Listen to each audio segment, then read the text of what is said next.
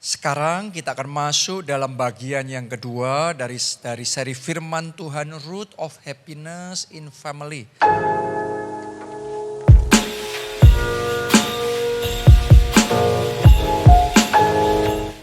Akar kebahagiaan dalam keluarga. Dan dalam bagian yang kedua ini saya mau bagikan satu firman Tuhan kepada kita semua yang judulnya adalah Working Dad. Atau ayah yang bekerja. Apa maksudnya? Akan saya jelaskan ya sama saudara. Nah, coba saudara renungkan. Seringkali orang kalau berpikir tentang ayah, biasanya kita punya pemahaman yang terbatas.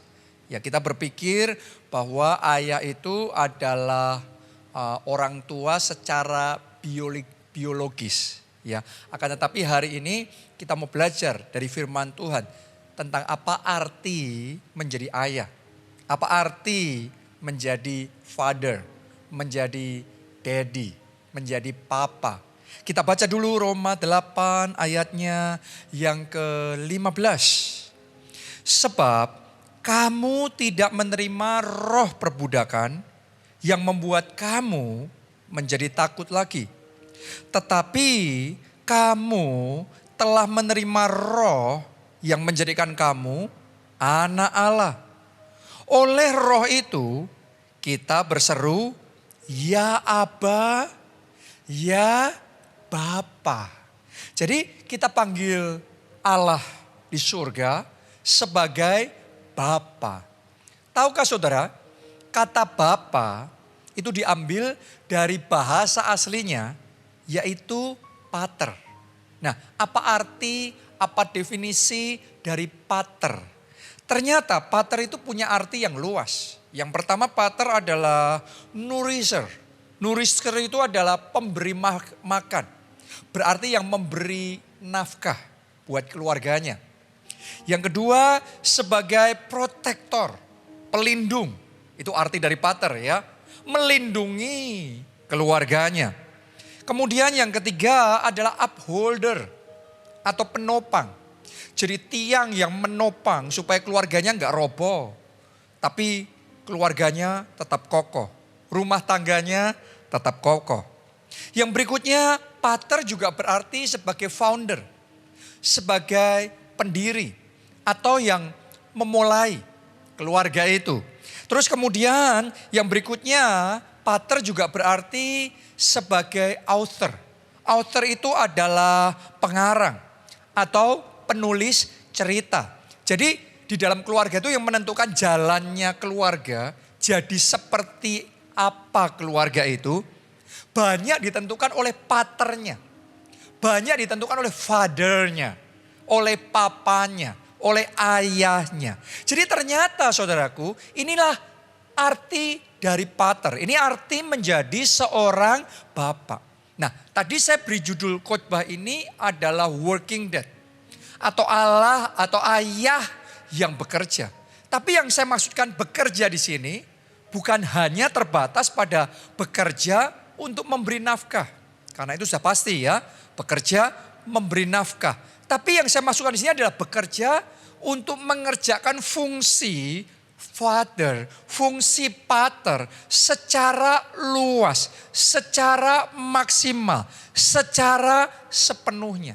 Itu sebabnya kalau saudara adalah seorang ayah, saudara adalah seorang papa, Anda harus menyadari bahwa menjadi seorang ayah itu tidak cukup. Kita hanya bekerja, ngasih uang sama istri, ngasih uang sama anak-anak, selesai. No. Itu hanya satu dari tugas penting, dari banyak tugas penting yang harus kita kerjakan sebagai seorang ayah. Doa saya mulai hari ini melalui firman Tuhan ini, Tuhan bangkitkan pria-pria di dalam gereja kita menjadi pater, menjadi bapak, menjadi ayah-ayah yang bisa berfungsi, bekerja, berperan semaksimal mungkin dalam setiap area, dimensi kehidupan keluarga. Kita jadi bapak yang maksimal, bapak yang sepenuhnya. Oke, ini adalah figur bapak yang dibutuhkan oleh setiap keluarga. Oleh istri, oleh anak-anak, butuh figur yang seperti ini. Nah, suatu kali diadakan sebuah studi tentang keluarga. Ya, dalam studi itu ada beberapa data-data yang mereka temukan. Nah, studi ini diadakan di Amerika ya. Ditemukan begini, sekitar 38% anak hidup tanpa ayah biologis mereka. Jadi cuma sama mamanya saja, nggak sama papanya. Papanya nggak tahu di mana.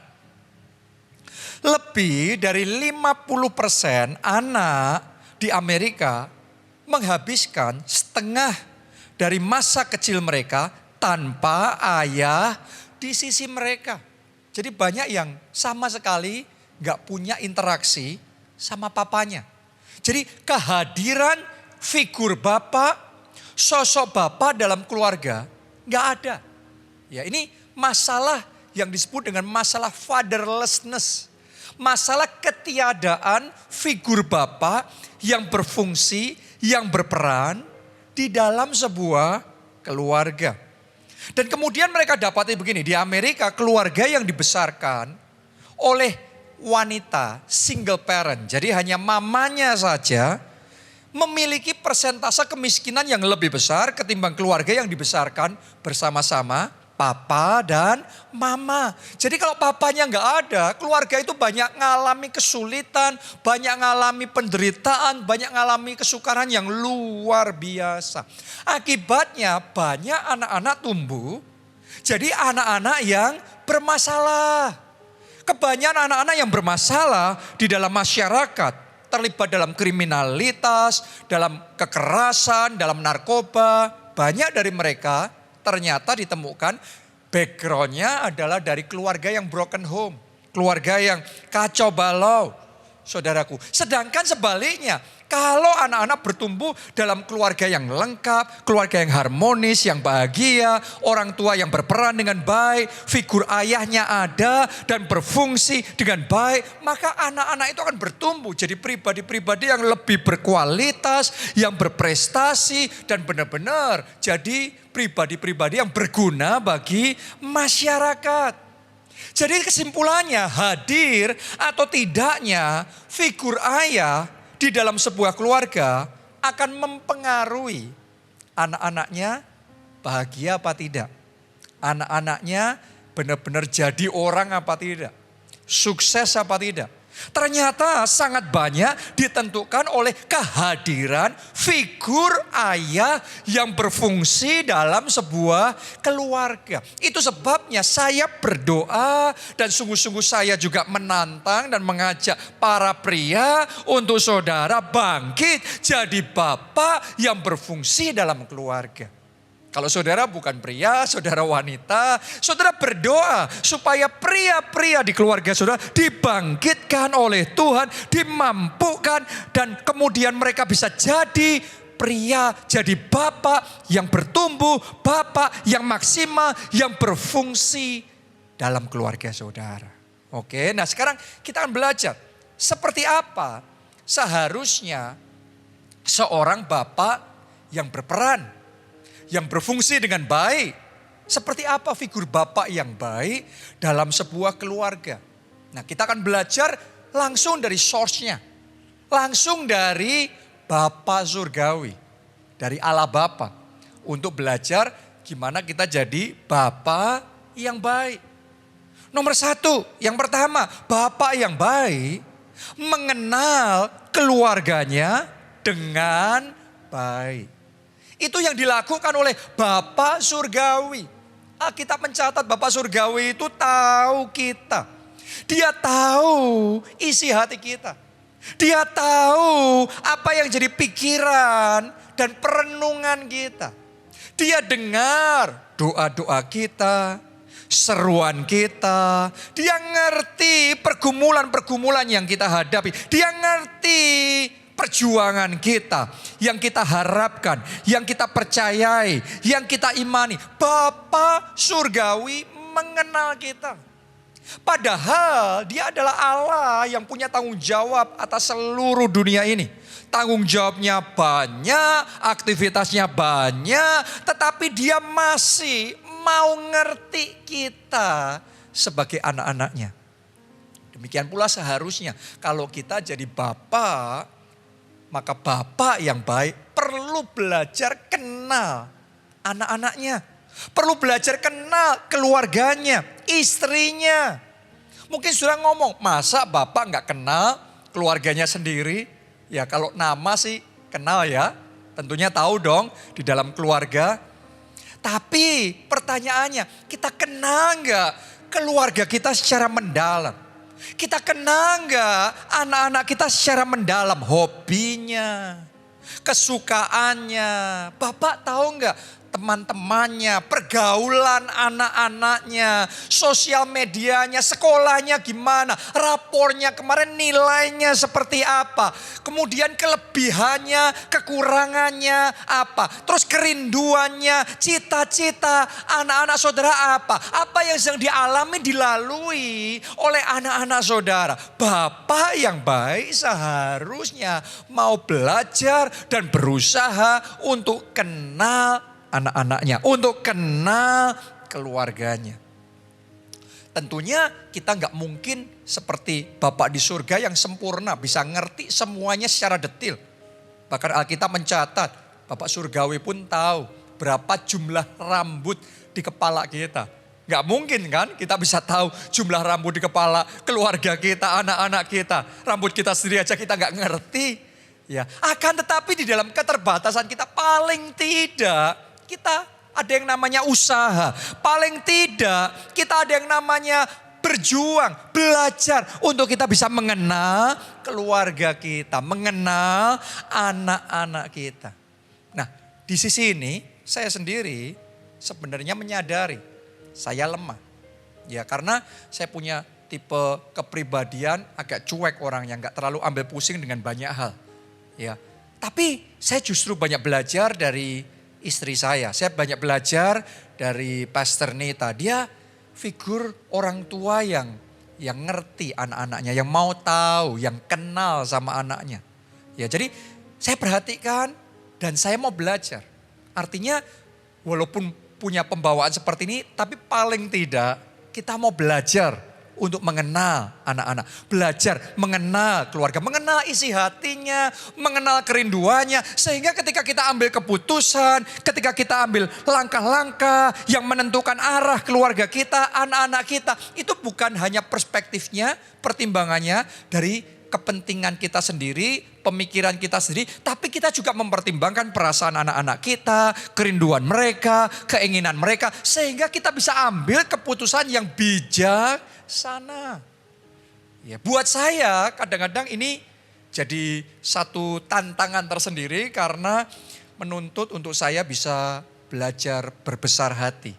Sementara saya mau mulai belajar apa sih yang mereka inginkan. Saya juga tentunya mau belajar supaya anak-anak saya happy. Ya. Tapi kadang-kadang untuk membuat anak-anak happy itu bukan tentang apa yang kita mau lakukan atau berikan buat anak-anak kita.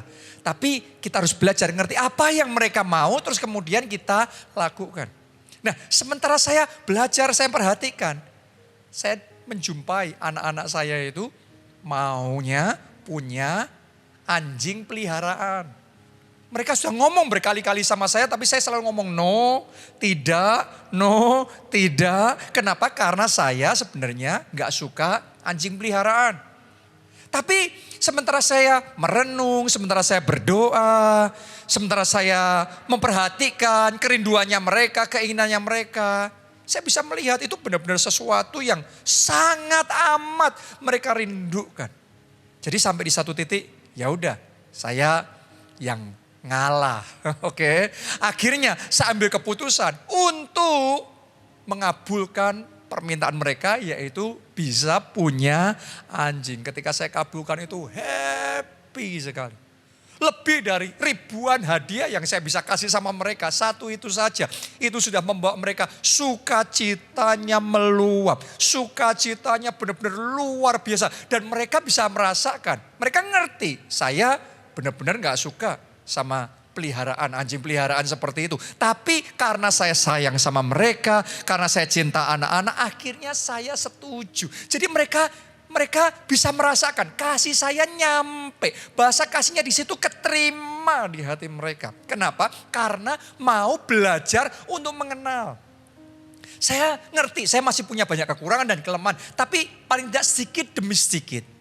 Sebagai seorang bapak, kita harus mau untuk belajar. Jadi jangan cuek, jangan gak ambil pusing. Tapi hari ini ambil keputusan untuk mulai belajar, mengenal hobi anak-anak saudara, talentanya seperti apa. Sehingga kita bisa mengarahkan ke depan nanti apa yang terbaik buat mereka. Keputusan-keputusan apa yang terbaik untuk mereka. Dari mengenal mereka, kita bisa lebih bijaksana. Mengambil langkah dan keputusan-keputusan buat keluarga kita. Saya tantang ya, kita semua para pria, bapak-bapak di dalam gereja, keluarga Allah, ayo bangkit jadi bapak yang mengenal keluarganya, yang mau belajar kenal keluarganya. Oke, itu yang pertama. Yang kedua, bapak yang baik adalah bapak yang memberikan rasa aman buat keluarganya. Kenapa? Karena tadi kita sudah belajar salah satu arti dari pater, bapak adalah protektor, pelindung. Pelindung itu apa? Memberi rasa aman buat keluarganya, buat istrinya, buat anak-anaknya. Kalau kita ada, istri kita merasa aman. Kalau kita ada, anak-anak merasa aman. Merasa aman mungkin secara finansial. Merasa aman mungkin secara fisik dari ancaman yang terjadi secara fisik. Merasa aman juga secara emosional, merasa tenang, merasa damai. Kalau bapaknya ada, kalau papanya hadir, mereka merasa aman. Seharusnya seperti itu yang kita lakukan bagi keluarga kita. Itulah yang dilakukan oleh Bapak Surgawi buat kita. Yaitu melindungi kita. Menjaga kita. Anak-anaknya dilindungi dan dijagai. Doa saya hari ini kita semua mau buka hati kita. Sehingga kita pun sebagai seorang pria, sebagai bapak, kita bisa memberikan rasa aman bagi keluarga kita. Nah ini satu poin yang penting sekali untuk kita bisa tangkap. Bisa kita mengerti. Kenapa? Saya perhatikan kadang-kadang dalam sebagian keluarga. Bukannya mereka merasa aman. Tapi malah mereka merasa terancam kalau papanya ada.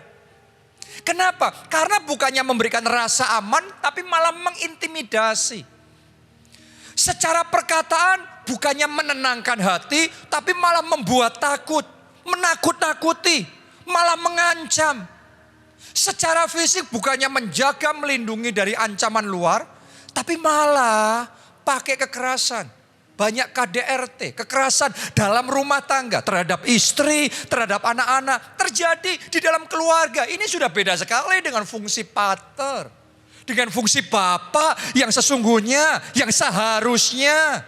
Sehingga kalau bapaknya hadir bukan malah merasa aman, merasa terancam. Jangan-jangan dipukul, jangan-jangan dilempar buku, dilempar sepatu, jangan-jangan ditamperin, jangan-jangan malah disiksa. Sebagian keluarga, sebagian istri dan anak-anak sayangnya harus melalui masa-masa yang gak mudah seperti itu. Hari ini saya berdoa, Roh Kudus jamah hati bapak-bapak di dalam keluarga kita. Saya juga ajak ya istri dan anak-anak, Anda berdoa supaya Roh Kudus bekerja dalam keluargamu. Sehingga hati bapak-bapaknya dijamah, dipulihkan, dilembutkan dan diubahkan Tuhan. Sehingga bisa menjadi pater yang baik, menjadi papa yang baik, yang berfungsi dengan maksimal. Yang bisa memberikan rasa aman bagi keluarga. Secara emosional merasa aman, secara fisik merasa aman, secara finansial merasa aman.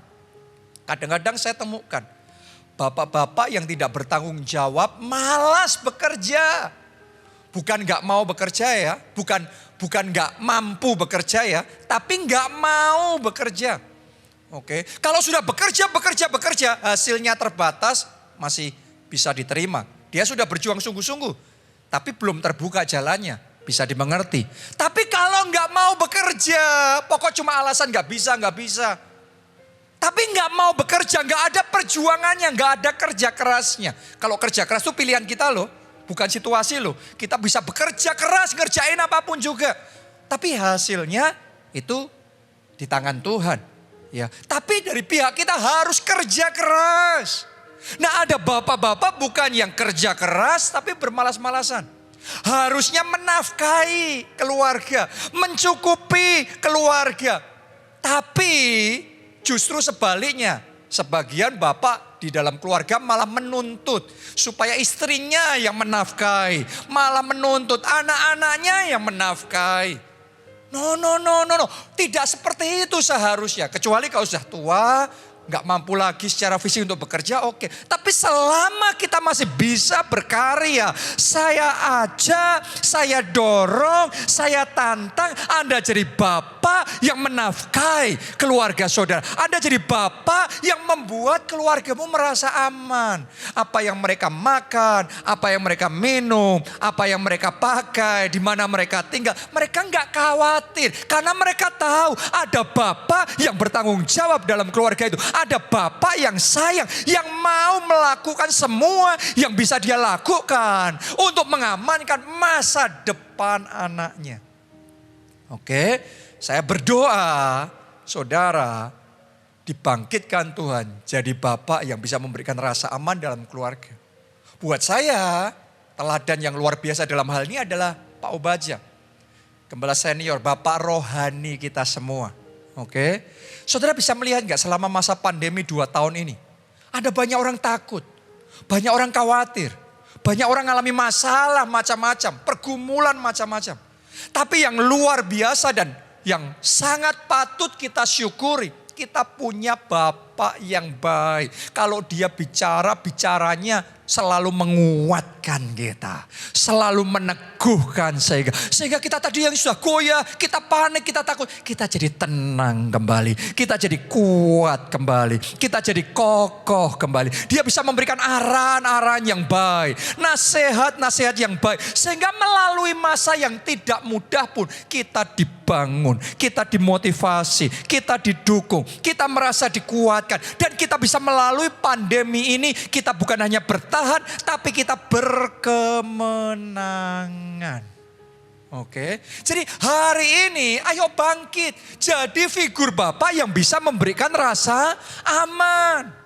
Ada bapak-bapak juga kadang gak bijaksana. Kalau ngadepin masalah selalu dibesar-besarin cerita sama anak-anaknya. Jadi anak-anaknya selalu takut, selalu khawatir. No. Mulai hari ini belajar. Jadilah bapak yang bisa memberi rasa aman buat istri.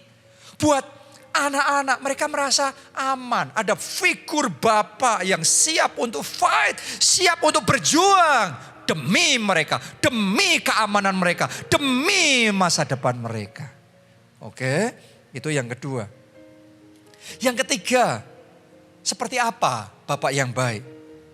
Bapak yang baik yang ketiga memberikan kata-kata pujian yang tepat dan menguatkan. Saudara harus ngerti bahwa dalam hubungan yang namanya kata-kata pujian adalah pupuk yang akan membuat hubungan itu jadi mekar, bertumbuh, jadi indah. Oke, jadi yang namanya hubungan dalam keluarga, kasih dalam keluarga akan bertumbuh kalau kita tahu bagaimana memberikan kata-kata pujian buat keluarga kita. Kadang-kadang di budaya timur kita rasanya kayak sungkan atau kadang-kadang sebagian orang tua kayak enggan untuk memuji anaknya. Di satu sisi bangga sama anaknya, tapi kalau sama anaknya nggak pernah memuji. No. Itu bukan budaya kerajaan Allah loh. Bukan budaya yang seharusnya kita kembangkan. Ya, kita harus belajar seperti apa seharusnya kita dari firman Tuhan. Matius 3 ayat 16 sampai ayatnya yang ke-17. Sesudah dibaptis, Yesus segera keluar dari air. Dan pada waktu itu juga langit terbuka. Dan ia melihat Roh Allah seperti burung merpati turun ke atasnya. Lalu terdengarlah suara dari sorga. Suara dari surga ini siapa? Suaranya Bapak Surgawi. Berarti Bapak Surgawi yang sedang bicara ini. Mari kita lihat ya.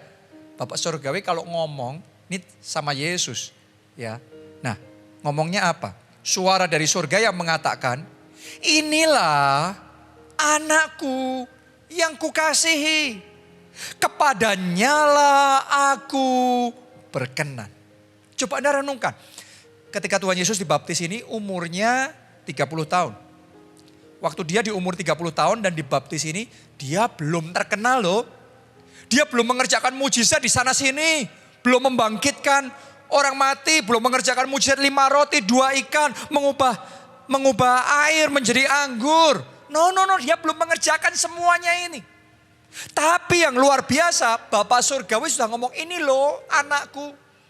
Ini loh anak yang kubanggakan, anak yang aku sayangi. Kalau saya bisa terjemahkan dalam bahasa kita sehari-hari ya.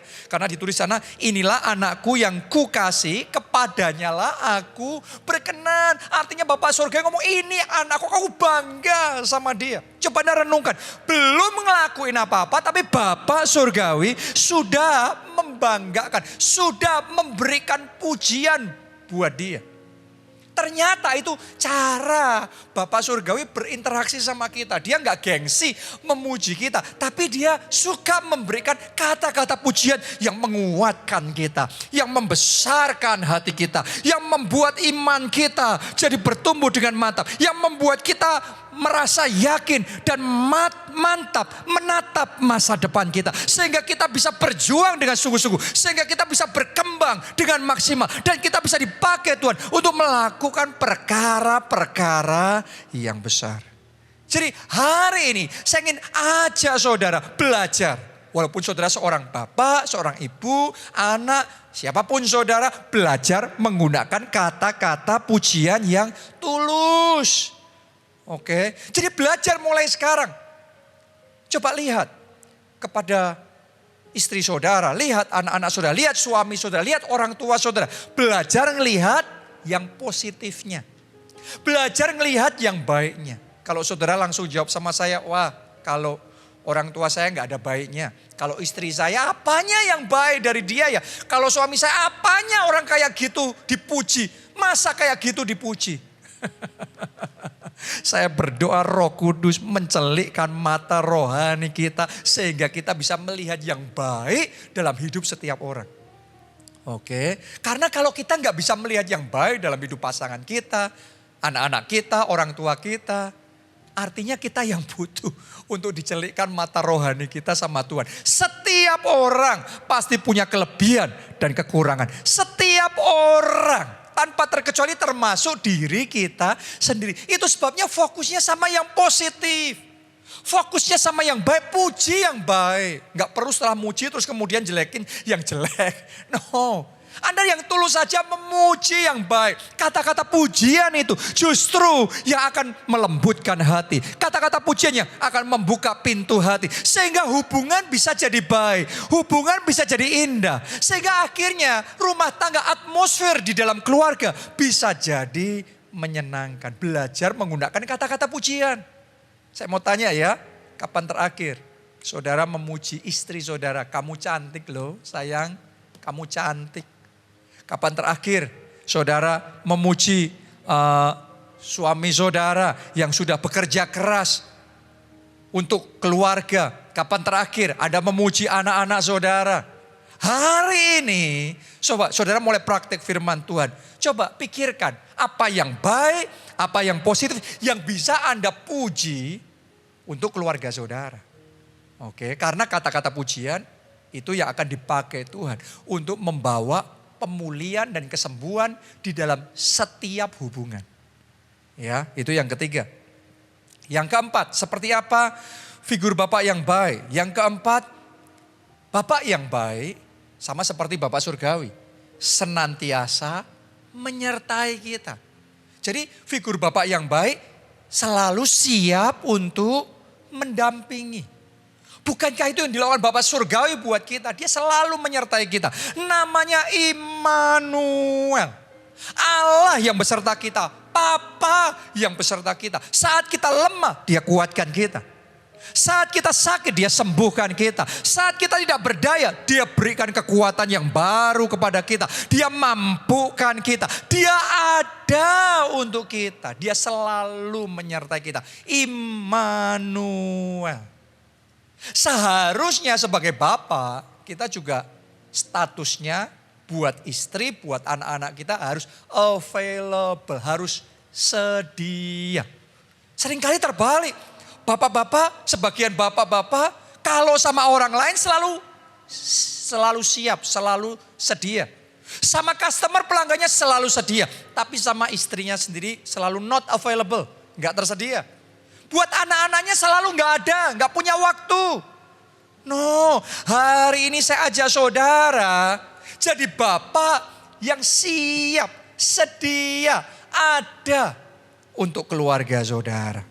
Oke, pertanyaannya bagaimana caranya kita bisa selalu ada, mendampingi, menyertai keluarga kita.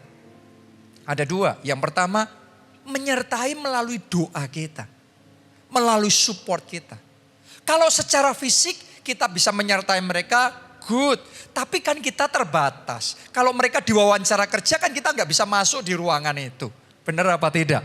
Ya, kalau mereka sedang menghadapi masalah di dalam pernikahan mereka kan kita nggak bisa selalu ada secara fisik buat mereka. Saat mereka menghadapi tes ujian di sekolahnya, kan kita nggak bisa masuk di ruang ujian itu. Tapi satu hal yang kita bisa lakukan, kita bisa doakan mereka, kita bisa support mereka, kita bisa dukung mereka, kita bisa restui mereka. Tahu nggak saudara, dukungan kita, doa-doa kita itu yang akan menyertai mereka. Itu yang akan menguatkan mereka. Itu yang akan meneguhkan hati mereka. Bahkan itu akan mendatangkan anugerah Tuhan untuk hidup mereka. The power of praying father. Kuasa dari Bapa yang berdoa. Itu punya otoritas ilahi yang besar. Dan itu akan mendatangkan kasih karunia Tuhan buat keluarga saudara. Makanya bapak-bapak harus berdoa buat anak-anaknya. Harus berdoa buat istrinya. Berdoa enggak saudara buat anak saudara? Sudahkah engkau berdoa buat istrimu? Sudahkah engkau berdoa buat suamimu? Ayo berdoa. Berdoa buat keluarga. Yang kedua, kita bisa menyertai keluarga kita melalui perkataan kita. Melalui nasihat kita. Bukankah itu cara yang dipakai Bapa Surgawi? Salah satu cara dia selalu menyertai kita adalah melalui firman-Nya. Berarti melalui perkataannya. Firman-Nya yang tertanam dalam diri kita. Firman-Nya yang tinggal di dalam kita. Demikian pula seharusnya Bapa yang baik melalui perkataan kita, nasihat-nasihat kita, masukan kita. Maka nilai-nilai hidup itu tertanam dalam diri anak-anak kita. Tertanam kuat jadi pedoman, jadi pegangan dalam diri anak-anak kita. Pernah gak saudara ketemu, atau mungkin Anda sendiri sebagai seorang anak. Ya saudara, pernah gak saudara ngomong, zaman bapak saya masih hidup. Zaman papa saya masih hidup. Dia selalu ngomong, integritas, kejujuran itu segalanya. Dan itu sampai sekarang saya masih pegang kuat-kuat dalam hidup saya. Sehingga ketika ada banyak godaan, saya tetap pegang itu. Artinya dia punya bapak yang memang menanamkan pengajaran-pengajaran, nilai-nilai hidup yang akan jadi pedoman pegangan dalam hidup anak-anaknya. Dia sudah gak ada, dia sudah meninggal. Tetapi wejangannya, nasihatnya terus ada, terus hidup dalam diri anak-anaknya. Saya berdoa saudara juga jadi bapak yang terus menyertai anak-anak saudara seperti itu. Caranya gimana? Ulangan 6 ayat 6 sampai 7. Apa yang kuperintahkan kepadamu pada hari ini haruslah engkau perhatikan. Haruslah engkau mengajarkannya berulang-ulang kepada anak-anakmu dan membicarakannya apabila engkau duduk di rumahmu, apabila engkau sedang dalam perjalanan, apabila engkau berbaring dan apabila engkau bangun. Jadi ngajarinya terus menerus. Nanemin perkataan, nilai hidup di dalam keluarga kita. dalam diri anak-anak kita. Butuh ketekunan. Butuh berulang-ulang. Butuh perjuangan terus-menerus. Tapi begitu tertanam, itu selamanya dalam hidup anak-anak kita. Dan dengan cara itu, kita bisa selalu ada buat mereka. Anda bisa ngelihat ya, orang tua yang sudah menanamkan nilai-nilainya yang baik, yang berkualitas dalam hidup anak-anaknya. Gak khawatir, anaknya boleh jauh, anaknya boleh tinggal di kota yang lain, di negara yang lain. Tapi gak khawatir, kenapa? Mereka tahu anak-anaknya adalah pribadi-pribadi yang punya integritas, punya kualitas yang luar biasa. Amin. Yang terakhir sekarang yang kelima, seperti apa Bapak yang baik? Bapak yang baik adalah Bapak yang memberi teladan dan inspirasi kehidupan. Jadi Bapak yang baik itu memimpin dengan teladan. Kita baca dulu Yohanes 5 ayat yang ke-17.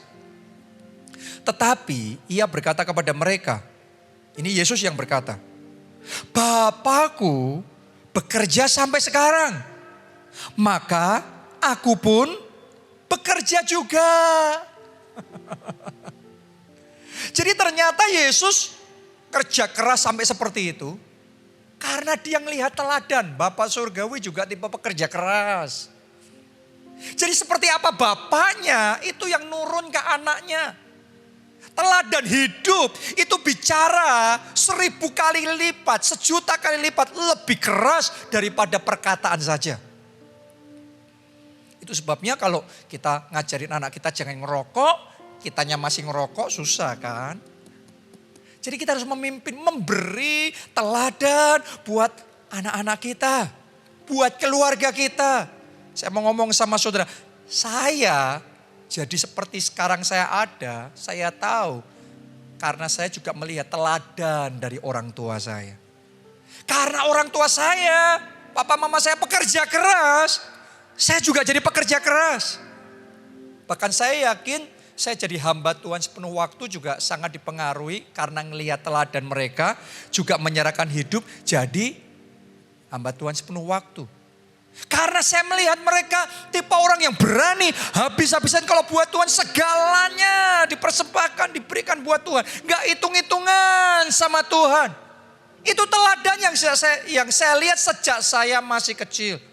Sejak papa saya belum jadi pendeta, masih jadi pengusaha, dia sudah berani all out sepenuhnya kalau buat Tuhan selalu yang terbaik. Itu yang kita lihat. Saya sebagai anaknya itu yang jadi teladan. Itu yang saya kerjakan juga dalam hidup saya.